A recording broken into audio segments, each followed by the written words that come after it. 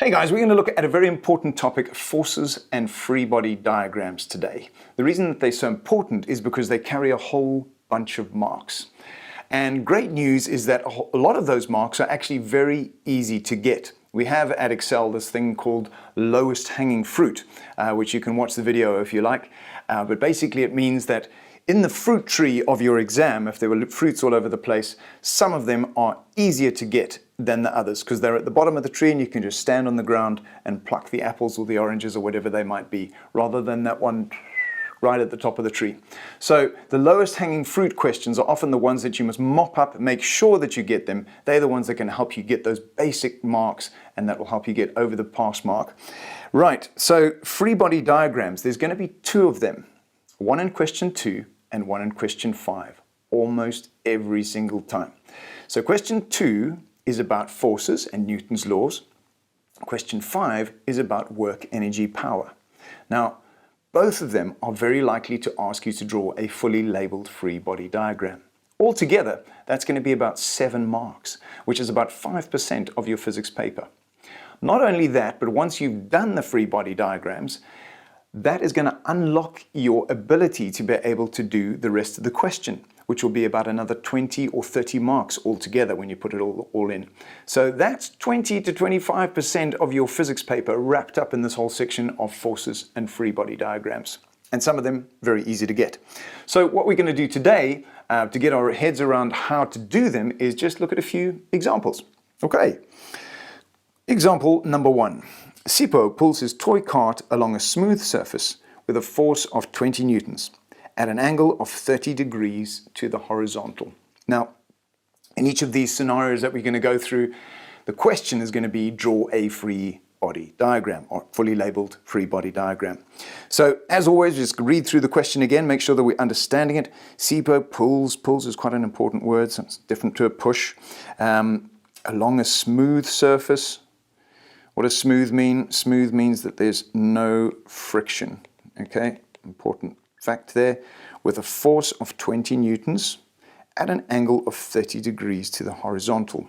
Okay, so in working towards drawing the free body diagram, I always find it very helpful to actually just do a simple sketch of a force diagram first. Now remember, the force diagram can have the object, it can have the surface, and we put in our labels appropriately. So I'm actually going to use the diagram that they've given us to save myself a little bit of time, and you may or may not prefer to do that.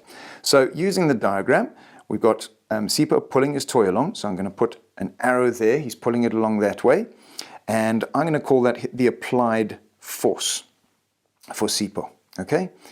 And that would be 20 newtons, you could put that in as well, Fa equals 20 newtons, that's fine. At an angle of 30 degrees, was something else we were told, so again you can put that in. And we are told it's a smooth surface. So the smooth means there's no friction, so I don't have to worry about friction in this particular diagram. But what else is acting? Okay, we know that always on an object, on the Earth, there's going to be the gravitational force, or the weight. So I'm going to label that Fg. Then, because the object is pushing down on the ground pushes back on the object and gives us our Fn, our normal force. Okay, so if I didn't have that diagram to draw on, or you aren't allowed to write in your paper perhaps, or something like that, then what I'd recommend is that you just draw a simple diagram like this. You draw a block to represent the cart, and put it on a surface, and then you can have Sipo's force, Fa, you've got your gravitational force, Fg, you've got your normal force, Fn. Something as simple as that will give you what the all-important thing is that we need through this diagram is a good visual, a good visualization of what is going on. Okay, so visualize the forces. Now, we haven't answered the question yet, we've just been doing our thinking and our planning. So the next step is then to actually do the free body diagram. But once you've done a force diagram, the free body diagram is so much easier. So I'm just going to draw my dot. Now when you draw a dot for a free body diagram, make it a reasonable size. Don't make it too tiny like a little full stop, because sometimes we need to connect more than one arrow in the same direction, and it gets difficult if it's too small. So a reasonable size dot, And then you look at your diagram and you just add in the forces that we've got, labeling them as you go. So we've got Seapo's force, Fa, our applied force. Then we've got gravity or weight acting down, Fg, I've called it. And then Fn. Now, I want to show you something here. If I did an arrow like that, it might be in the right direction, but I've made a critical mistake by not connecting it to the dot, and I'm going to lose that mark. So always make sure that your arrows connect to your dot. Now, that is sufficient, in fact, to get you the 3 marks. There'll be 1 mark per arrow for this particular question. There's a couple of other things that you can do if you want to, just to make sure that you understand what's going on and to have it fully clear. The one would be perhaps putting in the angle, if you prefer. We could have our 30 degrees there. That would be absolutely fine. And the other, just to be clear to the examiner, is to put a key on the side of your diagram, side of the page, neo diagram, so that it's clear what those labels stand for. Fa, applied force, or you could say Seapo's force if you wanted to. Fg is the gravitational force, or the weight, force of gravity. Don't put gravity, just gravity, because gravity is not a force, okay? The force of gravity, or the weight. And then lastly, Fn, or you could use N, is fine as well, and that of course is our normal. So that's a fairly simple example to get started. Let's have a look at another one. Example 2. Porsche drives her new sports car up a hill at a constant velocity. Okay, you see what I did with the name there. Okay, Porsche drives her new sports car up a hill at a constant velocity. So it's going up the hill. Obviously, we can see that from the it and later on in the question, we may be relevant that it's going at a constant velocity. Okay, and of course, it's driving. There's an engine in the car. Now, you might be thinking, oh, is there friction? Is there no friction? We'd probably assume there is friction, but almost always in our exam paper questions, they're going to tell us if we do or do not need to consider friction. So this one, there may be a little footnote like this, for example, friction is not to be ignored. So that means we must think about friction. So let's do our little force diagram, again, including on our picture. Porsche's driving her car up the hill, so the force driving it up the hill is obviously coming from the engine. We'd consider that to be our applied force. Okay, so applied force acting up the hill. Friction is not to be ignored. That's going to be opposing the motion, which is going down the hill. Then it's on this planet Earth, so there will be gravity acting vertically downwards, Fg. And then the normal, the surface pushing back on the car, and the normal is always at 90 degrees to the surface, not opposing gravity. So it's not going straight up, it's going at an angle because of the surface, 90 degrees to the surface. Is there anything else? Well, as far as we know, that's all we're told. So let's then do the next step, which is where we're going to get our marks and convert our little sketch into a proper labeled free body diagram. Reasonable sized dot, and let's just work our way around. The force of gravity, or W you could call it for weight, acting directly downwards. Fa acting up the slope. Fn, make sure that it looks like it's at 90 degrees to your Fa, okay? You can obviously use a ruler for this, be a bit neater than the sketches that I'm doing, but if you've got reasonable, oh, that's not very good, is it? Let's try again. Okay, so one more time, here we go. And I'm going to draw that better this time. There's our F acting down the slope. Once again, that is sufficient to get our 4 marks. If you wanted to add more, you could put a little dotted line there to say, well, it's at theta because we're not told what the angle is, and maybe we have to calculate it a bit later in the question. And of course, you could do your key, etc. I'm just going to not fill that in for this particular one. So that is a second example, slightly more complex. Let's now have a look at an actual exam question. This is taken from November 2017. And this is one of those scenarios where we've got 2 objects involved. And they've been connected by a string and pulley and all that sort of system. So let's get our head into it. We're going to sketch on our diagram, or you could draw a very simple sketch of your own. In the diagram below, a 4 kg block is lying on a rough horizontal surface. And it's connected to a 6 kg block by a light, inextensible string. What on earth does inextensible mean? It's a fancy word for it doesn't stretch, okay?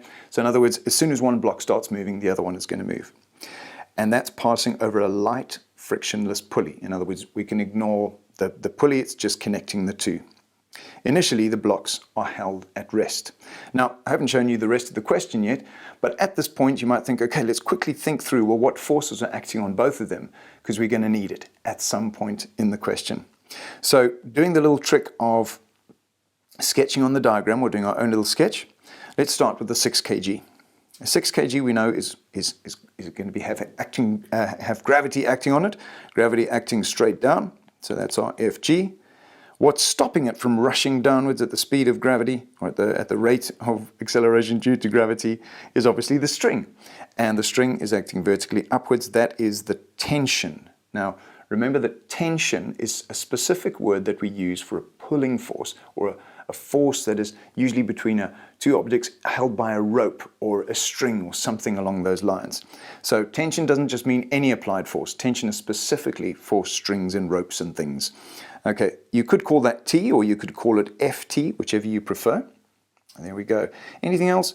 Well, we're told there's no friction on that pulley, and we wouldn't be considering air resistance. So that pretty much wraps it up for object A, let's call it. Object B, the 4 kg one, well, gravity, once again, acting vertically downwards, the normal of the surface pushing vertically upwards. The tension, the very same tension that's pulling down on this side over here, is the same tension that's pulling over there. Those are the same force because of the fact that this pulley is frictionless. And it is in fact a rough surface. So it'll be opposing the motion that the 4 kg object will be trying to move to the right. So friction would be acting to the left. So those are the forces acting on our scenario. We're going to ignore this whole thing that it's held at rest. That could be another force, we're not sure. But certainly once this thing gets moving, we are going to be experiencing those forces. So there's our little sketch. That is the all-important step of visualizing. We have not yet answered the question. So let's get on to doing the free body diagrams for these two objects. So object A, do it on the right here. It's a little bit easier than object B because there's just the two forces. Can you see how easy it is? Once we've drawn the force diagram, we know that tension is acting upwards and the force of gravity acting downwards. That's object A. And for object B, a little bit more complex. There's 4 forces acting, but again, refer to your force diagram and it is so easy. You've got the tension acting to the right. You've got our force of gravity or weight acting downwards, friction acting to the left, and the normal acting upwards. Once again, either of those diagrams, if you were asked to do a fully labeled diagram, force free body diagram, those would get you all the marks.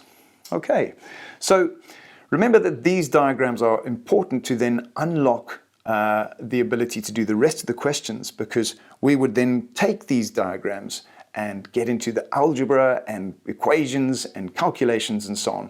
But if you haven't got the diagram right, it's very hard to get the rest of the marks. So let's do a quick summary then of what is important when drawing a free body diagram. Things to remember. Think through all the forces acting on the object. Okay, so that's the whole process of sketching them out, thinking, is it what's pulling, what's pushing, is there friction, etc., etc. So sketch these forces on the diagram given, or do your own simple sketch. NB, visualize. Visualize what's going on. Try and picture it in your mind. Okay, each and every force that could potentially be acting. Remembering things like friction. Remembering things like, so I'm just going to put another NB here. Think about friction. Question mark there. There will always be gravity acting. Is there a normal if it's on a surface, etc. So these are the things that you need to think through. Then, once you've done that, that's really the hard part, then you get to the easy part of drawing the free body diagram. And remember to have a reasonable sized dot, and remember that you have straight arrows connecting to the dot. And of course, once you've done all your arrows, don't forget that each one has to be labeled clearly. And if you've done labels, abbreviated labels like FA, FN, etc., then a key on the side of the paper is immensely helpful with that. So I hope that helps you with drawing free body diagrams and unlocking all the marks that are available to you. Do some practice and good luck. Cheers.